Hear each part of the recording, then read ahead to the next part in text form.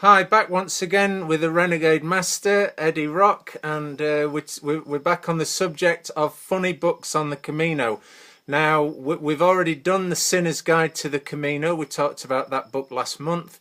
We're going to skip the Pablo Coelho nonsense, Shirley MacLaine and all that carry on. We're not into that on this channel. And we're going to skip directly to book number 2. It's called The Bible in Spain by George Borrow. Yeah, we've gone from Sinner's Guide to Bible.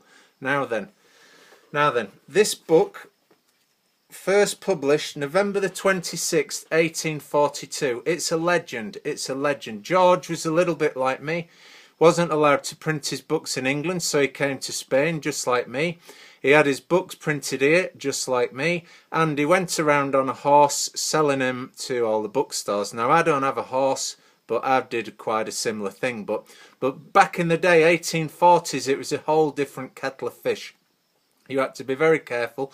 There was a lot of wolves out here at the time, still is now, in all shapes and sizes. Bandits, same thing again, still a few of them around. And, you know, Sir George went around and he had a great crack in Galicia especially. A lot of good stories about Spain in particular as well, and how things used to be back in the day. The reason I brought this book up is for you fans of the Camino de Santiago, this book has got one of the best stories, very funny, that I've ever heard in my entire life. And what it is it's about a guy called Benedict Moll, who was a Swiss soldier in Mr. Napoleon's army back in the day like that. And in some battle of Leningrad or somewhere like that, he on the battlefield, a lot of people like that dying and whatnot. And George's pal had been shot, and there he was. His last words were, "I've hidden some treasure in a church in Santiago, Benedict. So, you know, when we finish fighting, you can go and get it." So he told Benedict that. Benedict was chuffed to bits like that. And so he set forth after the Napoleonic Wars. He came to Spain. That's where George bumped into him. Now then, George tried to put him straight on that and said, "Now then, I don't think it's a great idea, this plan of yours too."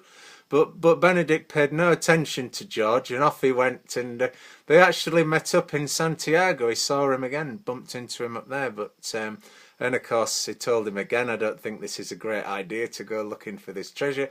But nevertheless, he never listened to George, and off he went.